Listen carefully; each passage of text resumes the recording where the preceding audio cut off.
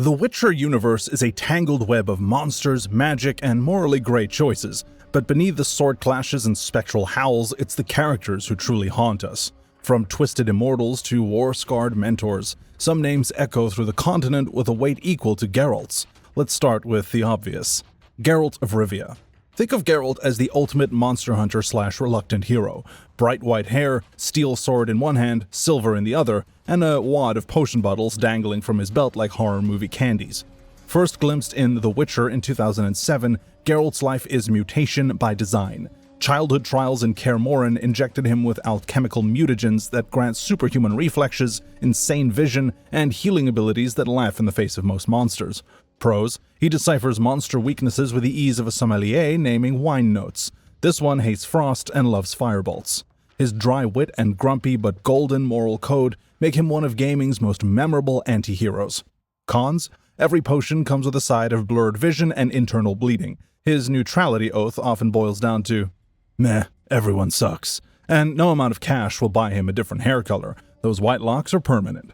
Lore nugget: Geralt's choices in Velen, Novigrad, and Toussaint ripple across kingdoms. His role in dethroning kings, sparking revolutionary fires, and mentoring Ciri cement him as the White Wolf who shapes the continent's fate.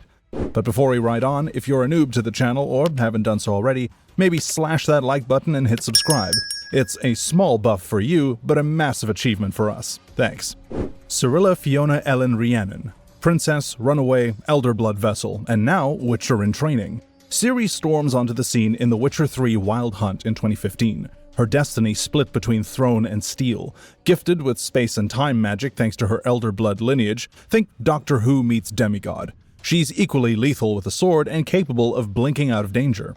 Pros: blink teleportation is the ultimate dodge move, and her time fracture powers let her rewrite fate, like a cheat code for boss fights.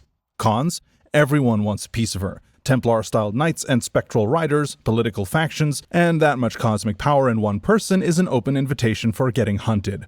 Ciri's choices at Cahir Mawr and beyond determine the next geopolitical map. Emperors rise or fall based on whether she chooses the throne or picks up her mentor's blades. With The Witcher 4 gearing up to canonize her Witcher path, she's not just Geralt's legacy, she's the continent's future.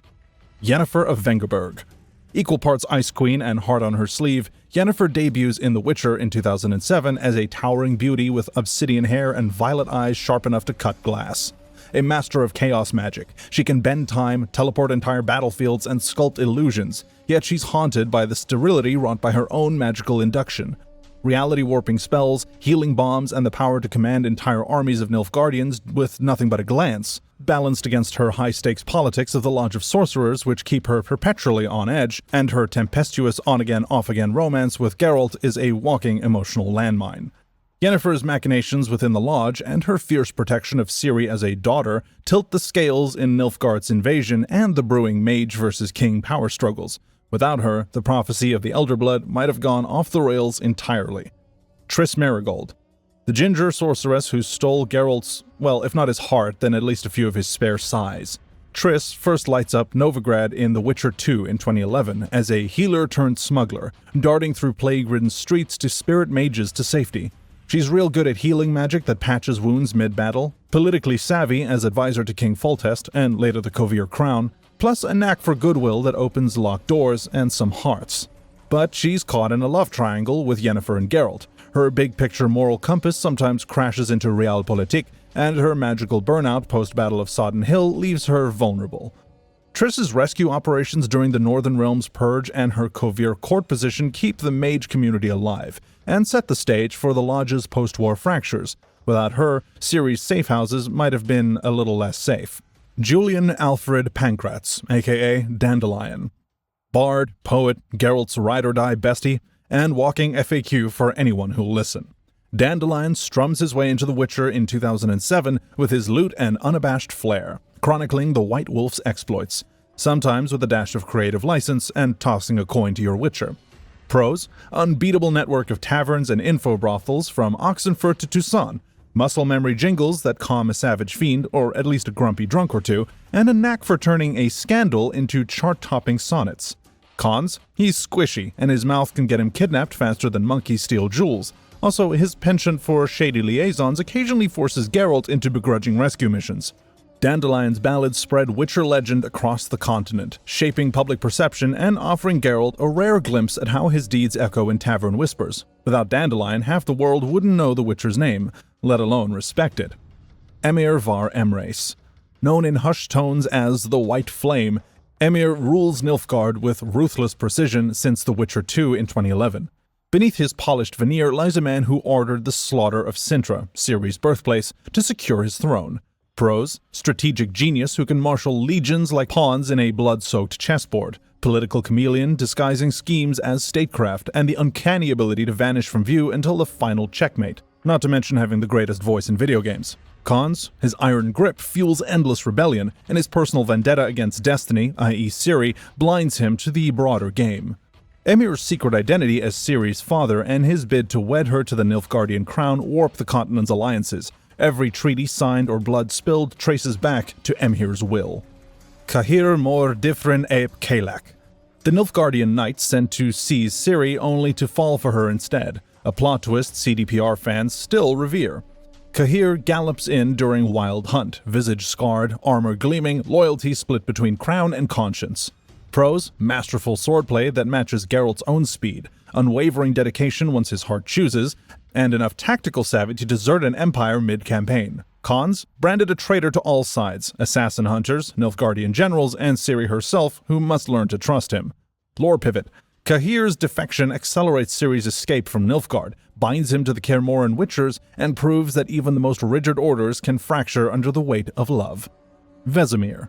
The oldest living Witcher at Cahir Mawr, Vesemir serves as Geralt's mentor and adopts every new recruit under his wing with a mix of gruff affection and hard-earned wisdom. He trained Geralt from infancy after his mother Visenna left him at the fortress and survived the brutal pogrom that decimated the Wolf School, making him the last of his generation. Pros: Vesemir's decades of monster slaying grant him encyclopedic knowledge of beasts, alchemy, and combat tactics, plus the unshakable calm of a man who's seen everything. Cons: his advancing age, likely around 170 to 200 years, slows his blade a little, and every mission risks one of the continent's few remaining Witcher patriarchs. Lore study: Vesemir's survival and teachings underpin the entire Brotherhood's legacy. His journal entries and codex fragments echo through every game and modern-day subplot. Philippa Eilhart. Philippa Eilhart rose from royal advisor to founder of the Lodge of Sorceresses, wielding politics as deftly as she does chaos magic. Her rare polymorph ability lets her transform into a great gray owl, scouting courts by night and crafting coups by candlelight. Pros: master strategist. She orchestrated the Thanedd coup to purge Nilfgaardian sympathizers and shape the North's balance of power. Cons: her ambition blinds her to the human cost. Her assassination of monarchs breeds distrust and fractured alliances. Philippa's secret plotting and survival beyond the games sets the stage for Mage Templar tensions that echo into the next saga. Gaunter O'Dimm. Known as the Master Mirror or Man of Glass, Gaunter O'Dimm is the ultimate deal-maker, granting wishes that would always come with a deadly catch. He first appears in the White Orchard expansion for Witcher 3 Wild Hunt, and returns as the antagonist of the Hearts of Stone expansion, wielding chronokinesis and soul-binding pacts with a snap of his fingers. Pros: grants seemingly impossible favors. He can resurrect the dead, twist reality, and unmake time itself.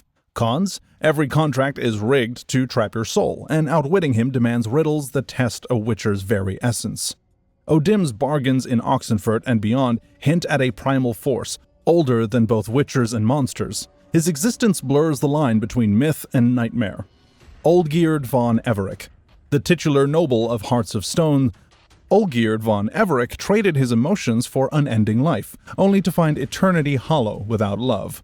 Born into minor nobility, he lived as a bandit alongside his brother Vladimir until marrying his beloved Iris, whose tragic death drove him to the infernal merchant of mirrors. Pros: immortality grants him resistance to harm and absolute fearlessness. He captures castles and curses princes alike. Cons: a heart of stone bars him from feeling joy, rendering every victory bittersweet and every relationship doomed. Olgierd's pacts and redemption arc underscore O'Dimm's manipulations and question whether true love can outlive death itself. Keira Metz. Once King Foltest's advisor and a key player in the Thanedd coup, Keira Metz reemerges in Wild Hunt as a disgraced sorceress hiding in the Velen swamps.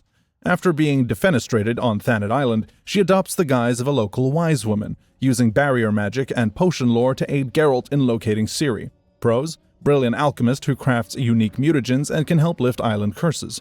Her intelligence and connections save lives. Cons: political exile leaves her vulnerable. Radovid's agents and Nilfgaardian spies hunt her for lodge ties. Keira's fall from court and eventual refuge paved the way for Geralt's quest in Velen, and her fate influences the Lodge's future cohesion. Zoltan Chivay. Dwarven veteran of the Second Nilfgaard War and Geralt's oldest comrade, Zoltan Chivay blends battlefield prowess with barroom bravado. They first met when Geralt and Dandelion stumbled into his mercenary band near the Yaruga, and Zoltan later gifted Geralt his prized Seahill sword. Pros: relentless in close-quarters combat and a master Gwent player, his humor and loyalty bolster Geralt's morale amid war's chaos. Cons: his love of strong drink and tavern brawls can derail missions. Even dwarven paranoia surfaces when non-humans face bigotry. Zoltan's network from Mahakam to Novigrad underscores the grim realities of non-human persecutions and reminds Geralt and us that every hero needs a hearth and a helping mug. That wraps up our deep dive into The Witcher's must-know legends who shaped the continent in steel, spells, blood, and soul. So, which one's your favorite? Let us know in the comments below, and don't forget to like and subscribe so you don't miss these deep dives into game lore. We'll see you in the next one.